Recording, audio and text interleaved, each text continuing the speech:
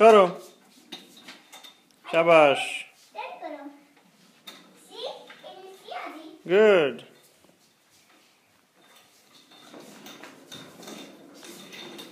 Bravo আদি চলো চলো পেছন থেকে কৃতি গুড আদি সামনে তাকাও লুক ফরওয়ার্ড সামনে নিচে তাকাবে না ওখানে কেকের কাছে দেখো হুম উজ্জ্বল দিয়ে ওই দিকে দেখো হুম কেকের কাছে দেখো হুম